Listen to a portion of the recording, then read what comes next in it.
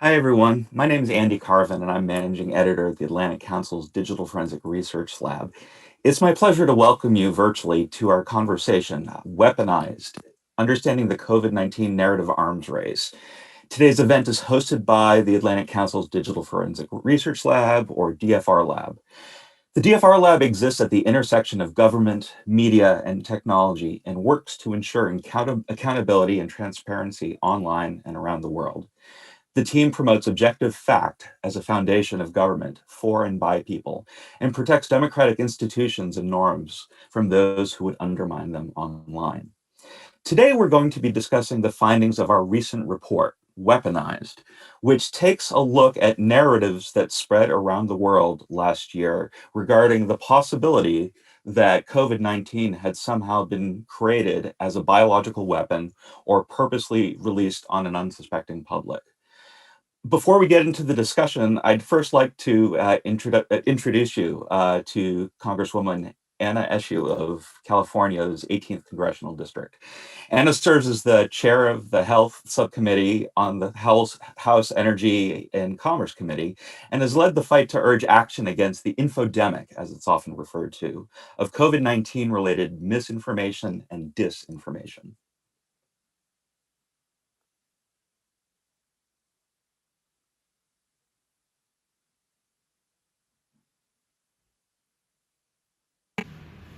Good afternoon, everyone. My thanks to the Atlantic Council's Digital Forensic Research Lab and the Associated Press for your thoughtful report and for inviting me to be with you today. A few days ago, our country passed the grim milestone of 500,000 deaths of our fellow Americans due to COVID-19. These 500,000 people were sons, daughters, children, grandchildren, mothers, fathers, aunts, uncles, neighbors. They were all loved ones, and there is profound grief on all of these, with all of these families, and we really are a nation in sorrow. I'm so appreciative of the work you're all doing on the geopolitical aspects of COVID-19 disinformation. I hope to help frame the importance of your work on our country's response to COVID-19, which has been my top focus, top priority over the last year as the chairwoman of the Health Subcommittee in the House of Representatives. Under President Biden's leadership, to deploy a plan based on science and public health evidence, we've seen a sharp decrease in new infections and a steady growth in vaccinations. As you all know so well, our efforts are hindered by the fact that we're experiencing what the World Health Organization calls an infodemic, an overabundance of accurate and inaccurate information related to the virus. This has been especially problematic with respect to vaccine misinformation, though it also hurts other aspects of public health. So let me say a few words about terminology.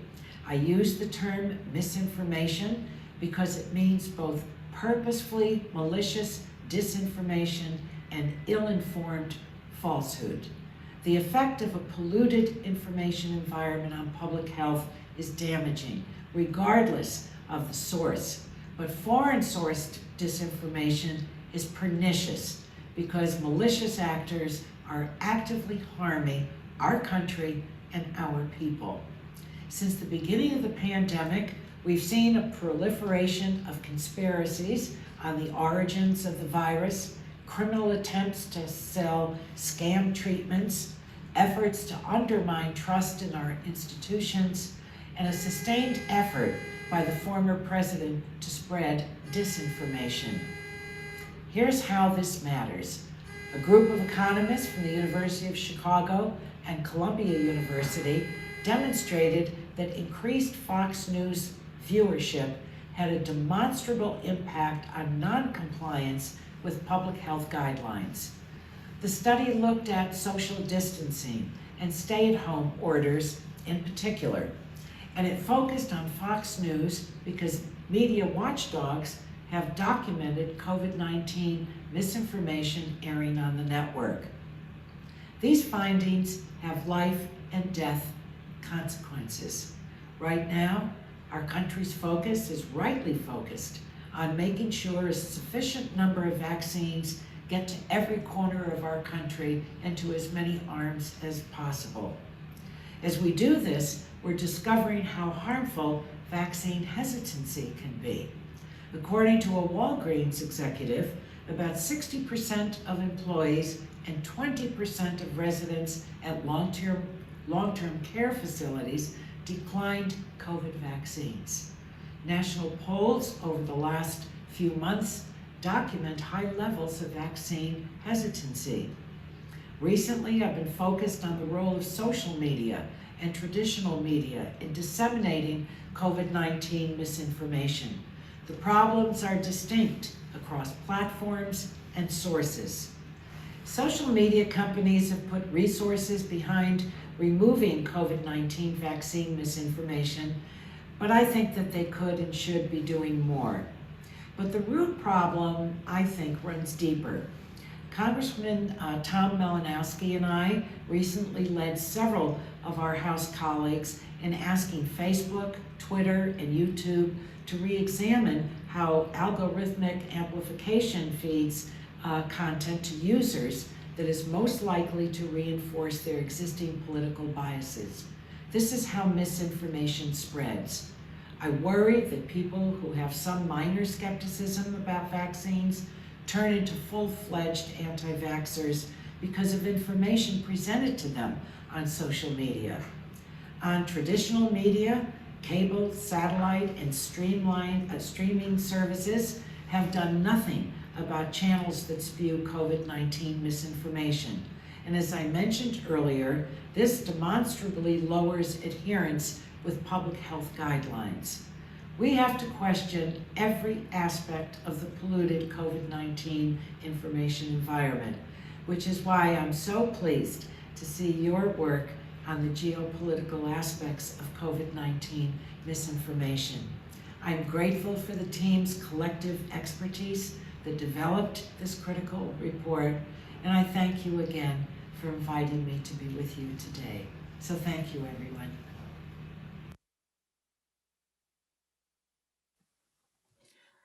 Thank you, Congresswoman Eshoo. It's an honor to have you. We truly appreciate you joining us today. So for the next 10 to 12 minutes or so, I'm going to spend a brief amount of time discussing the main findings of our report.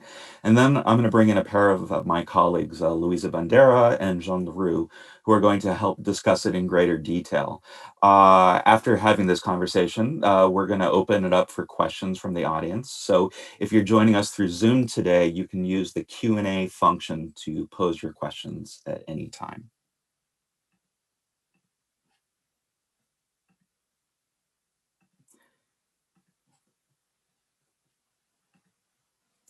So to get started, it's probably helpful to give you a sense of the motivation that we had behind this report. If you think back to about a year ago, we were in a very confusing moment. There was very little understanding of how bad the virus was going to be, where it originated, how it was going to be controlled. Factual information was often few and far between. In fact, almost exactly a year ago last week, the World Health Organization announced that they considered the current situation or the situation at the time as a burgeoning infodemic, which the Congresswoman mentioned as an overabundance of information, some of it accurate and some of it not. And like a pandemic, an infodemic expands virally as well, with cascading information with no regard to its accuracy. And so these were the perfect conditions for false or misleading narratives to spread. And so in conjunction with reporters at the Associated Press, we decided to take a look at social media trends, looking at different types of narratives over the first 6 months of the pandemic. And so we wanted to take a look and see how these narratives spread, with a particular interest on 4 different nations, Russia, the US, China, and Iran, because in many cases, the Rumors and the false narratives that spread somehow connected or referenced each one of these nations in different ways. And so our curiosity was piqued, and we wanted to know, did they connect in any way? Did they cascade from one narrative to the next, for example? And so what we did, working with our team at the DFRLab as well as our colleagues at the AP, we analyzed millions of posts from across social media and traditional media using social media monitoring tools and the like. This allowed us to start creating a database of these narratives. We tried to prioritize the narratives based on how early they came in the epidemic. So the earliest mentioned dates essentially were like patient zeros of a particular narrative, the levels of engagement we saw in these narratives, and then trying to track when these narratives jumped across borders and platforms, because like the virus itself, narratives have no sense of geopolitical boundaries. Ultimately, after collecting all this information, we narrowed it down to a final data set of more than 300 narrative milestones representing 26 countries and 9 different languages. As we looked at these data sets, certain patterns began to emerge, particularly in the types of origin narratives regarding COVID-19 and explanations for how these origins came about. And so among the very first ones that we saw related to bioweapons narrative. So for example, rumors that China had created the virus for use as some form of bioweapon and that it had leaked from the lab in Wuhan. Alternatively, there were also narratives saying that the US was somehow behind this, that perhaps it was created at Fort Detrick here in Maryland, where I'm based, and that it was brought to the 2019 Military World Games, which is a sporting competition among militaries around the world, which happened to be in Wuhan last year. And in terms of explanations of why anyone would do this, there were several that seemed prominent that popped out in the data a lot. For example, one early narrative suggested that the US had somehow created this virus to weaken its adversaries, and specifically China, as part of ongoing trade negotiations at the time. There were also claims that COVID had somehow been genetically modified and engineered as a bioweapon to eradicate specific demographic groups. So, for example, targeting ethnic Chinese, ethnic Persians, and the like. The first month of the epidemic was particularly noteworthy in terms of the spread of narratives as well.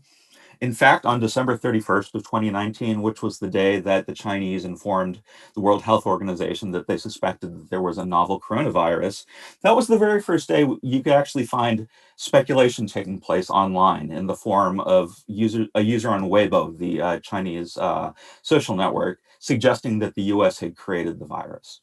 And as the days went by over the course of that month, more mentions happened on other platforms.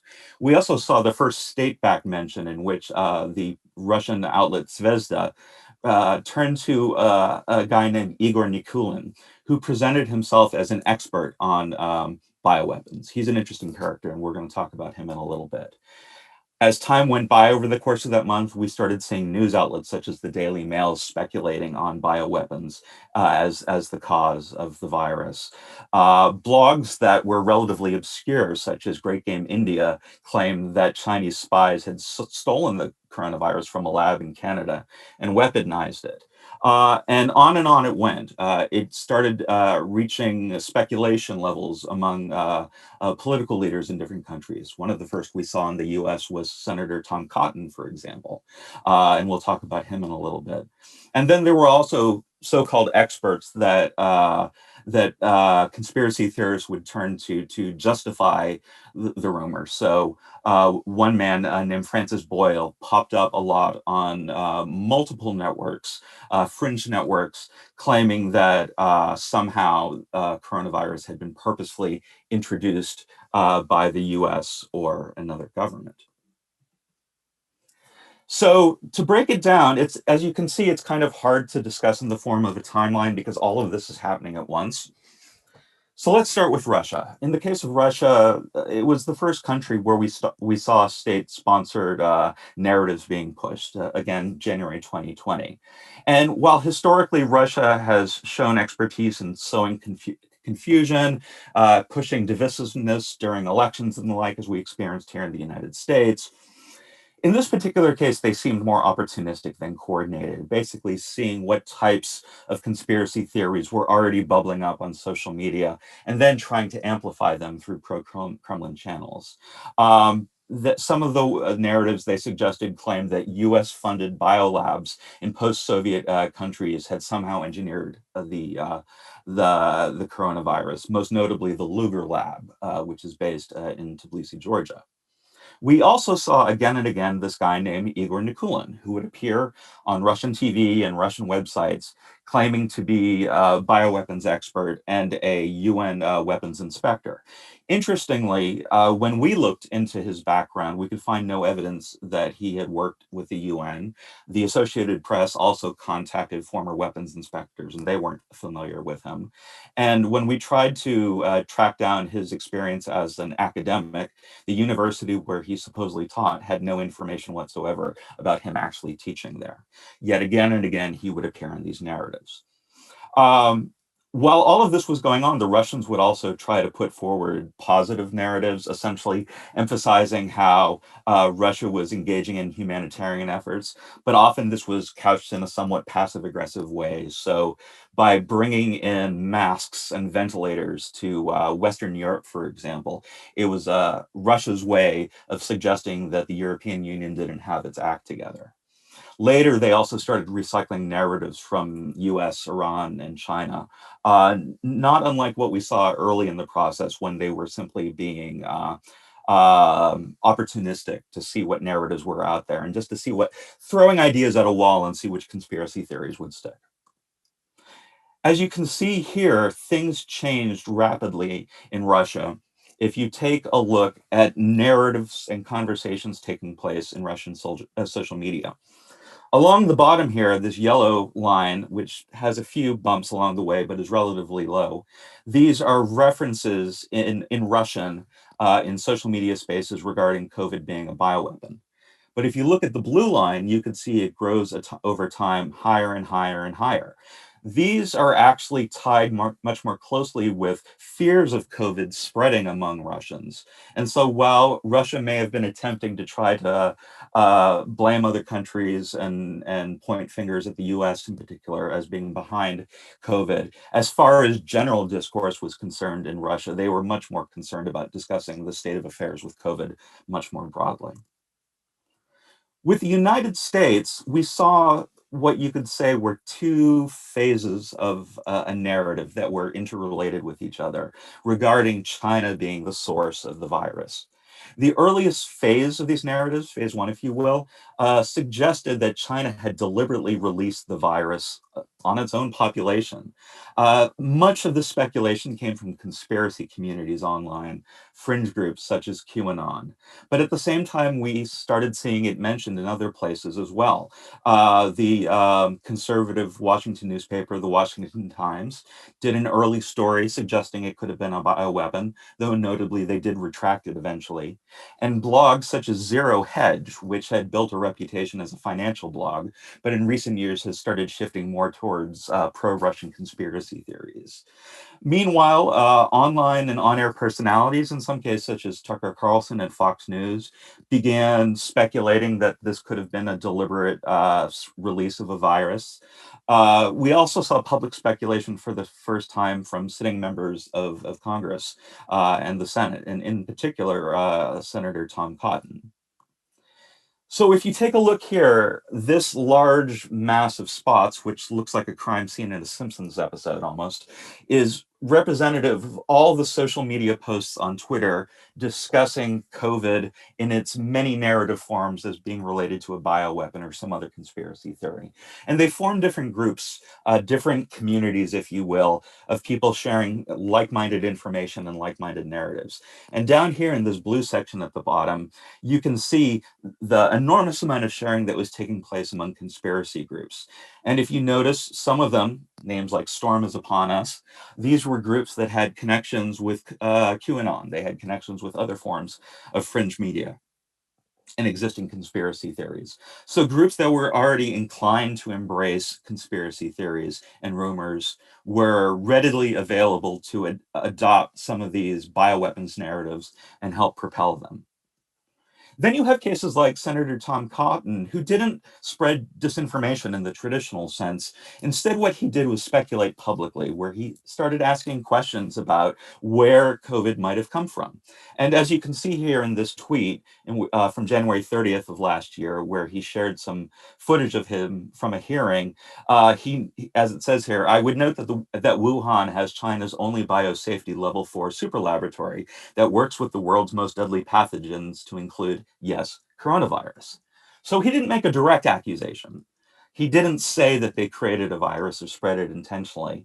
But by speculating on what some of the possibilities were, it's in some ways opened the doors for others to embrace conspiracy theories and narratives that were more demonstrably false. Over time, though, in the US, we saw these narratives emerge into a second phase in which they were essentially backing away from the idea that this was intentionally a bioweapon that had been released from a lab on purpose. Instead, these were more subtle narratives suggesting it was being studied in the lab, perhaps, and it was accidentally leaked. At one point last spring, for example, President Trump said he had a high degree of confidence that it had leaked from the lab in Wuhan, but he didn't offer any evidence. Around the same time, Secretary of State Pompeo went on ABC News and said that there was enormous evidence, quote unquote, but he didn't offer that evidence. Meanwhile, Fox News continued to speculate about the possibilities, Tucker Carlson, Gordon Chang, and others. And all of this was taking place in the context of increasing scientific evidence suggesting that the virus had occurred naturally and had not been engineered as a bioweapon, and it had not been purposely released from a lab. In China, if you look at the narratives that first emerged there, they were applying what is often referred to as discourse power, which is projecting themselves as competent and supportive, beneficent to the world, that they were working really hard to address the COVID problem and to help other countries deal with it or to prevent it from spreading in the first place. But of course, we all know at the same time there was information suppression taking place. People who had tried to share information about it were arrested, some were put in jail. By the end of January, we started to see some claims appearing in state media suggesting that the 2019 World Military Games in Wuhan had been the source of the virus rather than the market in Wuhan. And they cited Japanese media reports that were actually somewhat of a misunderstanding of some quotes that came from the Centers for Disease Control. But these were also syndicated to English language news outlets in Finland and New Zealand. So by spreading them that way, those narratives took on an air of legitimacy. Meanwhile, as many of us saw last year, anti Chinese, anti Asian rhetoric increased dramatically across the US with uses by politicians, phrases such as China virus, Wuhan virus, even more offensive phrasing such as Kung flu. These became common parlance among a number of leading politicians, including President Trump. In New York City alone, there was an eightfold increase in attacks on Asian Americans over the course of 1 year. So this rhetoric had real world impact.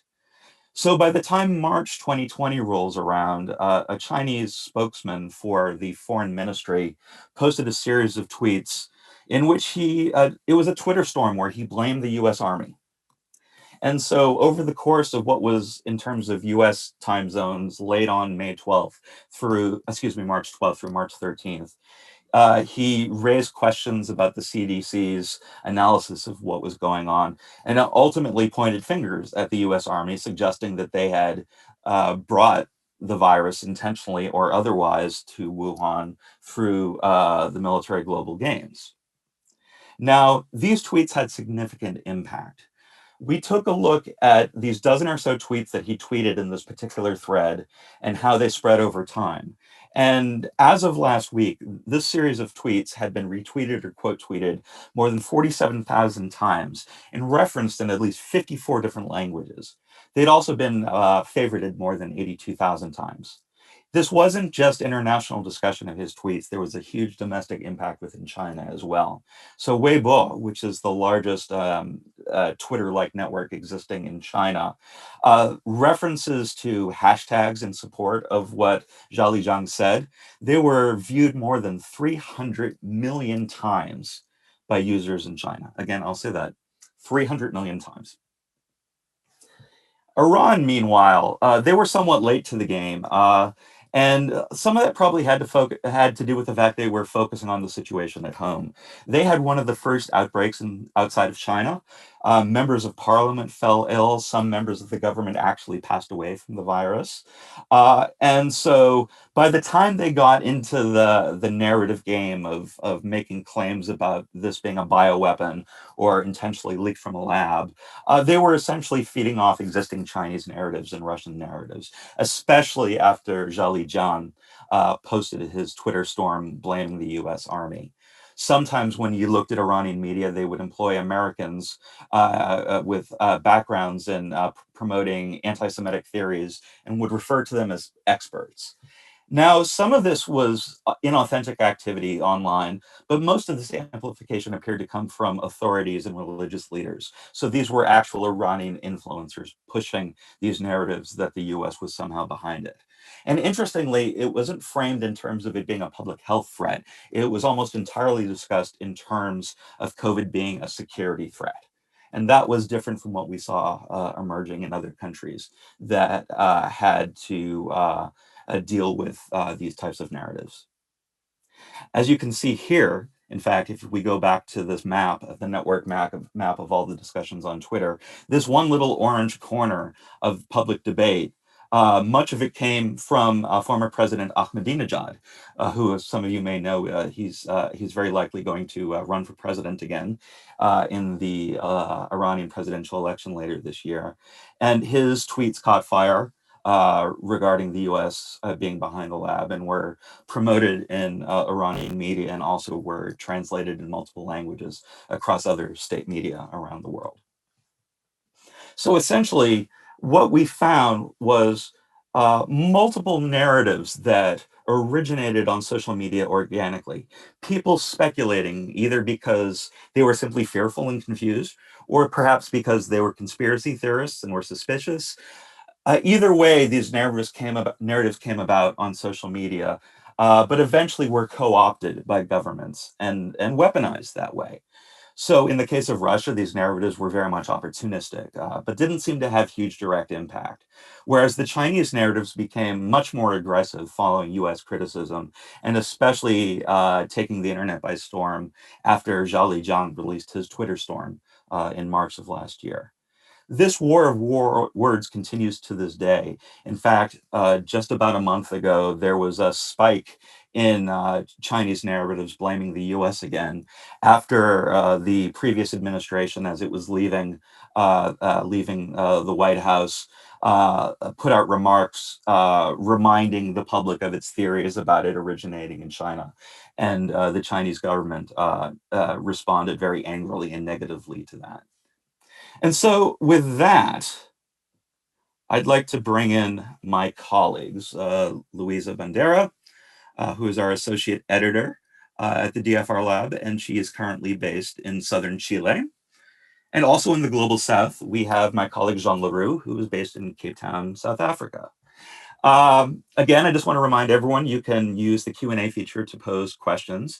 But I wanted to kick things off by asking Jean and Louisa some things, given the fact that they were at the heart of the project and coordinated things along the way.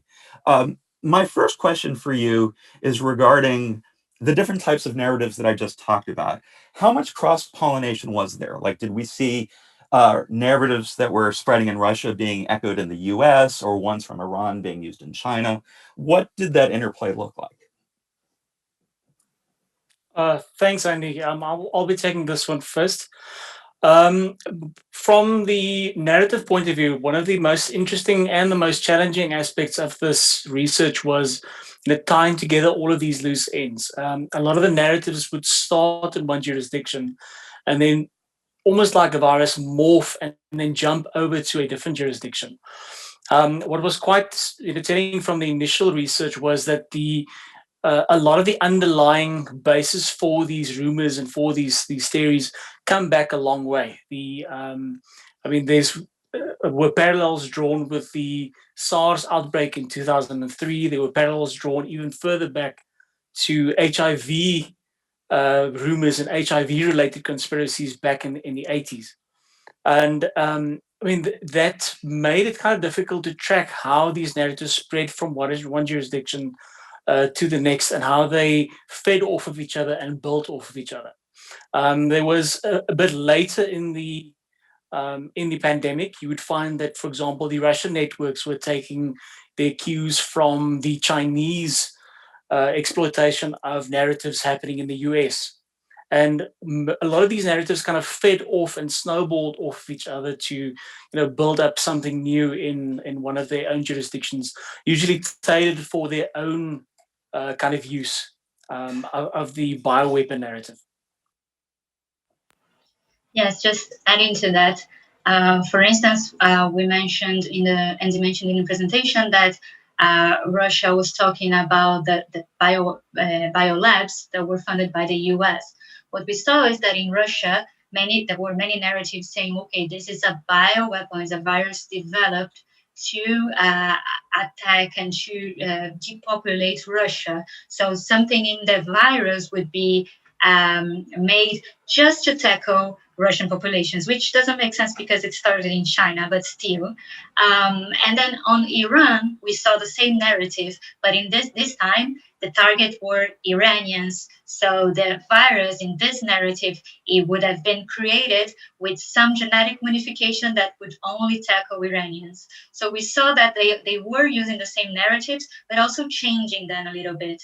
And something else that I find was extremely interesting is that how some experts were being used in different countries depending on the situation. So in Iran, for instance, press TV and other state media, they used many Americans that were anti-Semitic to say that the US had created the virus. So they were taking advantage of the fact that they were Americans, so they would be a credible source for an American audience, and then using them in Iran and for other audiences. So I'm curious about the role of bots and coordinated inauthentic activity, these situations where whether it's automated accounts or people working in concert with each other because it's state sponsored or they're being paid to do it in another capacity. Did you observe many instances of these narratives being promoted and successfully amplified because of this type of coordinated inauthentic behavior? We had some of that, but most of the amplification came from what we could see. It came because influencers were playing a role and amplifying the information. So it came from real people that were worried and didn't have enough information, so were just making assumptions and thinking about possibilities. Jean can talk more about the Chinese case, but for instance, we know that Russia had some inauthentic activities, some inauthentic accounts on Twitter that were retweeting American users. So they were, again, instead of just creating their narrative, just meddling with the American information space. We also saw something similar in Iran. Iran has this disinformation actor, which we can't relate it to the Iranian state, but it's also always repeating the narratives, and it's a network of websites. And this network of websites is usually amplified by inauthentic accounts on Facebook and Twitter. And Twitter and Facebook keep taking them down from the platform, but they reappear. So in this COVID case, we saw that this happened again. Graphica wrote a report about that, but it didn't get that much traction. So even though we saw this and this existed, we don't think that most traction came from inauthentic activity. Jean, would you like to talk a little bit about the Chinese case? Yeah, I think what Louisa said tracks. Most of these networks had a very small element of inauthentic amplification coming from what we generally called fake social media accounts. we weren't able to attribute those to the governments directly.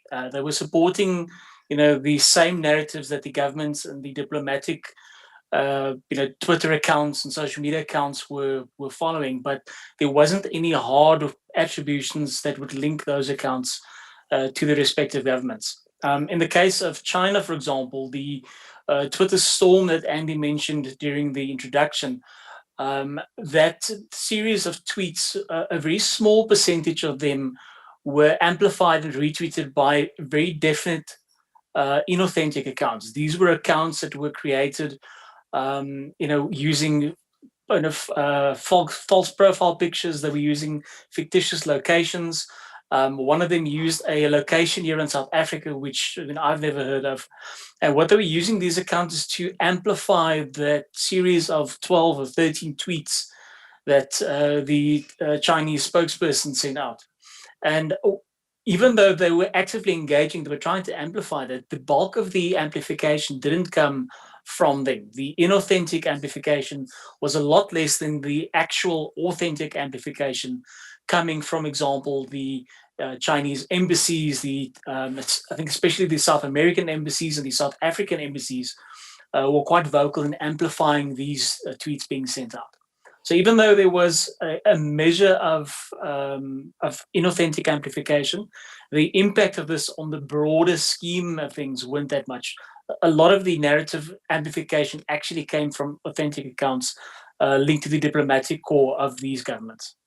And it's particularly interesting that one of the things we saw, and others have reported on this as well, but one thing we observed was that many of the diplomatic accounts on Twitter coming out of China, they didn't even exist a year ago. They had been developed in the last 6 or 8 months, even slightly prior to COVID. So it wasn't like there was a sudden weaponization of Twitter to establish these accounts. It appeared they were building their infrastructure for better coordination, and this just happened to be one of the first opportunities to do that aggressively. Is that a fair way to describe it? Yes, definitely. Some of the accounts, the network itself was quite fragmented, so it wasn't a case that you'd find 5,000 accounts that were all created in the span of 3 days, or all of them used the same naming conventions, or were retweeting the same individuals. It was little pockets of these accounts that exhibited what we would generally see as signals or flags for inauthentic behavior. An example of this would be accounts that were created all the way back in 2012, but they wouldn't have tweeted anything at all until they engaged with all 12 of Li Jianzhao's tweets on 12 and 13 March. Similarly, other accounts would remain dormant for years and then suddenly, begin tweeting about the Hong Kong protests that happened early in 2019. And they would go dormant again and then suddenly reappear to engage with the Zhao's tweets and retweet, tweets from the foreign ministry spokesperson about them providing aid to, countries in the global south. So the accounts themselves, there were very different pockets of these inauthentic behavior signals, and they weren't solely used for, the COVID weaponization related disinformation. They were also engaging on other pro-Chinese topics, such as the Hong Kong protests. So just a reminder to everyone, we are taking questions. So you can use the Q&A function if you're on Zoom, and we'll start getting to questions in just a moment. I did want to throw one more question to Jean and Louisa before we switch over.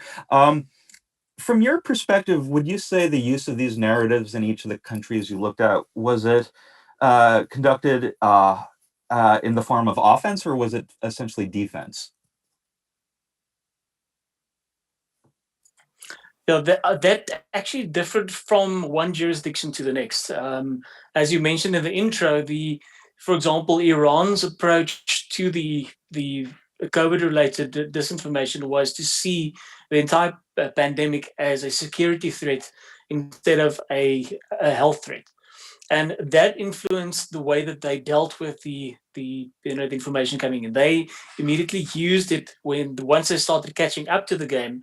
They used it to promote their internal unity, to shore themselves up against this foreign threat in the form of a virus-based bioweapon.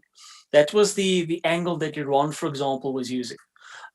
China initially wasn't using it as a weapon at all. They were kind of, showing the world and showing domestically to their own constituency how they were dealing with the virus. They were being proactive. They were taking steps. They were identifying where it came from, and then finding ways to, treat the virus, how to best deal with patients.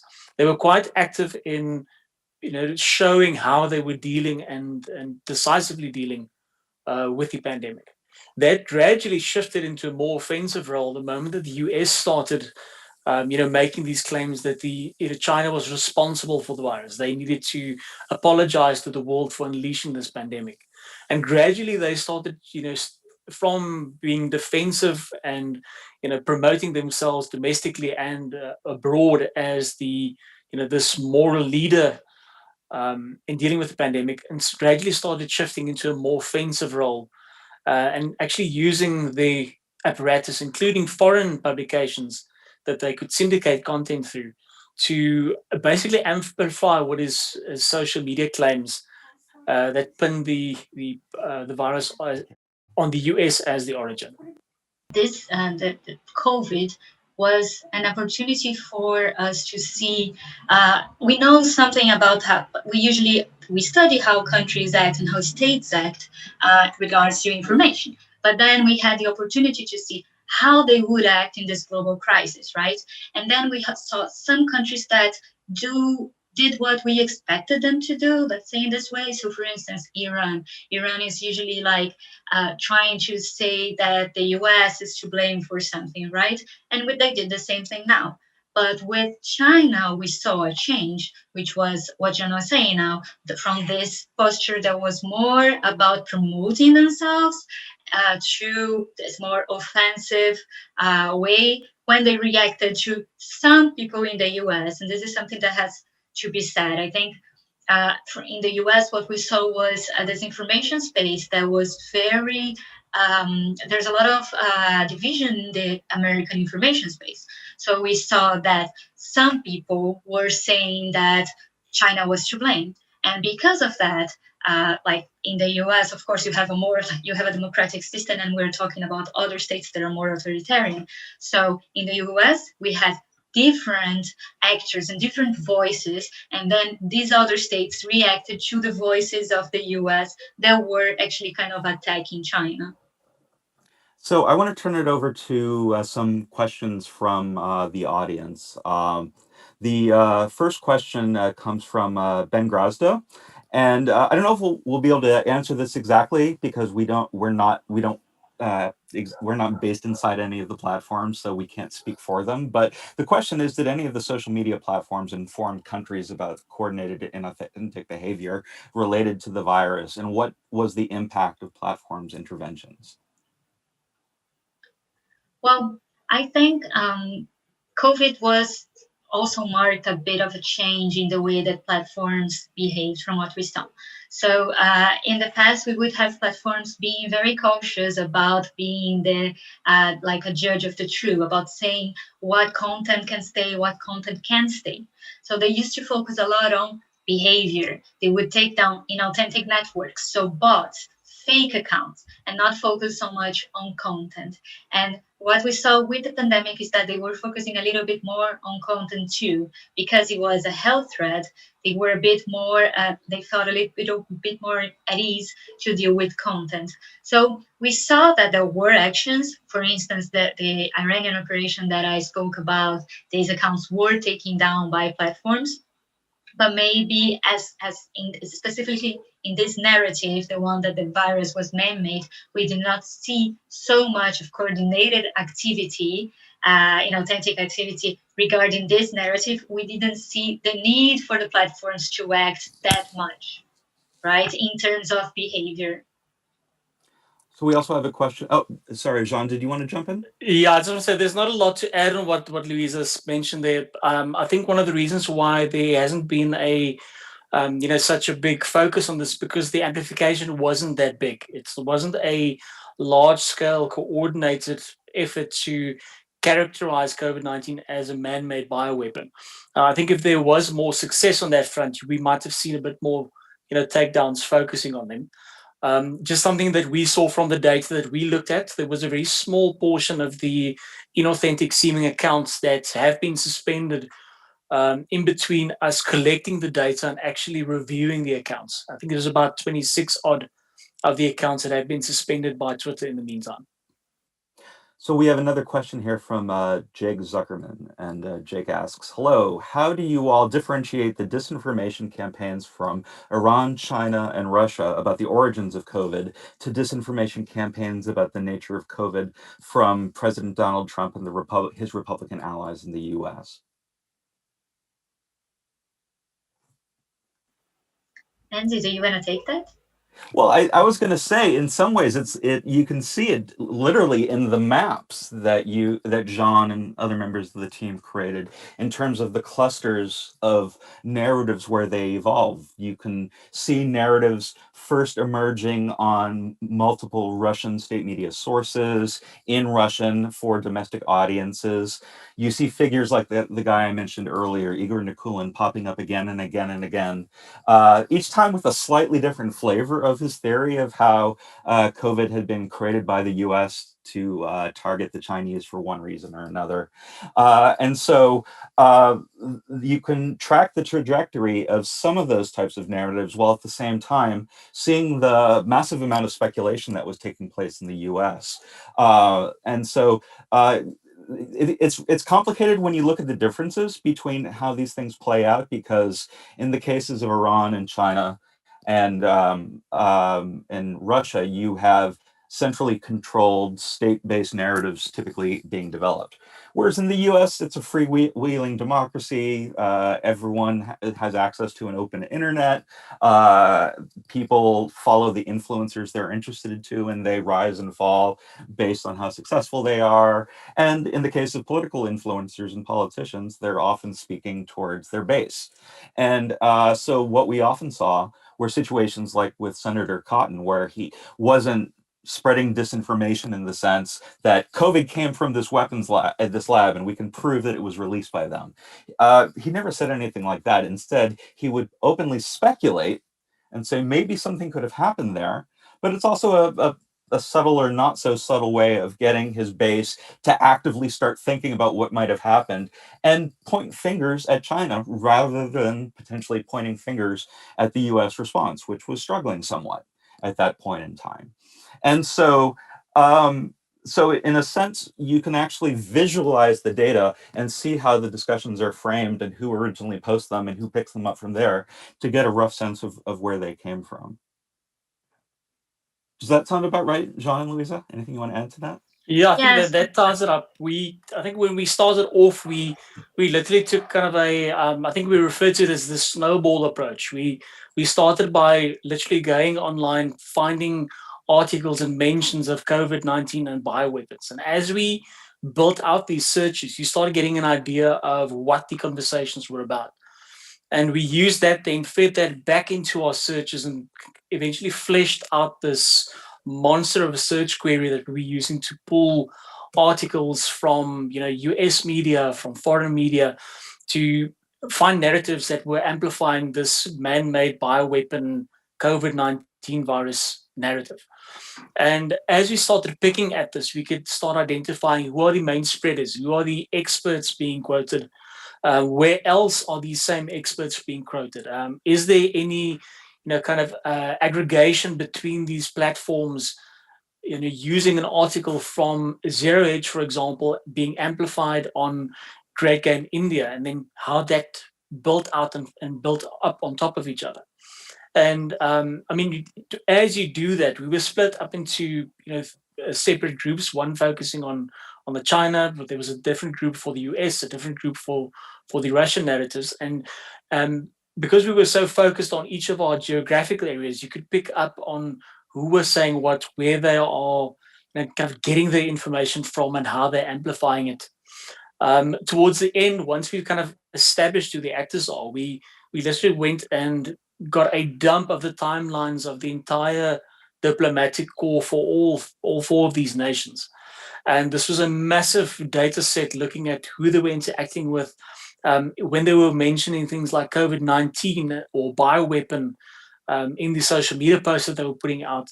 Who were they talking to? What was the people they were engaging with when they were using these phrases and these terms? And that, as Andy mentioned, that fleshes out this map, which gives you an idea of where the different conversations are happening, even though it might not be geographically demarcated in that network. And for example, you'd find South African embassies talking with their counterparts, from South America and from the mainland China, and but they would still form in the same cluster because that's where the brunt of their conversation was happening.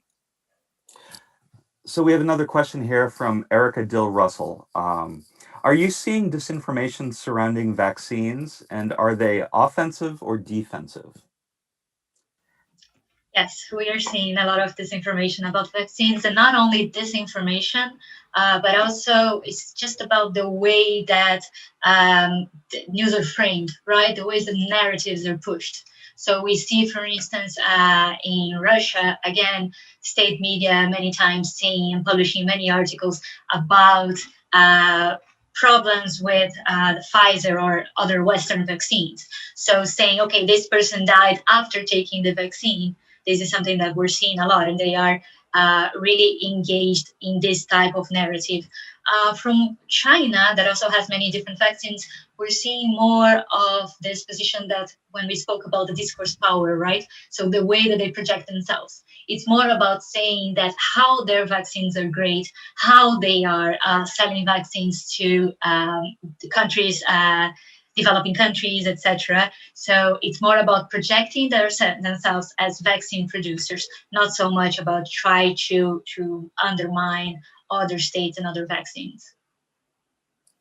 I mean, this doesn't specifically relate to this bioweapons report, but I mean, even through I think in June last year, we already started in South Africa. We started seeing these anti-vaccine narratives coming through. There was a host of East African YouTube videos that were using old news footage from South African protests to say, well, look, here in South Africa, people are protesting against a Western vaccine. And this was long before there was any mentions of a Western vaccine being used in Africa and in South Africa in particular. But the way that a lot of this is framed as is this is a Western vaccine, the vaccine is being tested on the African population. And a lot of that fed into skepticism around the vaccines and vaccine usage. The narrative kind of flipped later on the moment that the vaccines started getting produced, because then when it turned out that Africa would be receiving less vaccines later on, the narrative kind of flipped, said, but why are we standing, at the end of the queue? And it's strange seeing, some of the same actors who were cautioning against vaccines now claiming that the West is also withholding the same vaccines that they were trying to test on individuals early on in the pandemic. So we have a question from David who asks, did you see attempts to amplify COVID disinfo into different world regions from Russia to Oceania by quote unquote translating the disinformation narratives into locally relevant themes? I can't recall that we actually saw translations of specific narratives to, almost on purpose, disseminate or kind of inject those narratives into a different region. One of the things that we did notice was the way that China syndicated that the narratives around the CDC and basically what happened there was the CDC claimed that they were testing individuals with flu-like symptoms for COVID-19, and this was misquoted on a Japanese TV show to mean that they were going back in 2019 to test people who passed away in 2019 to test them for COVID.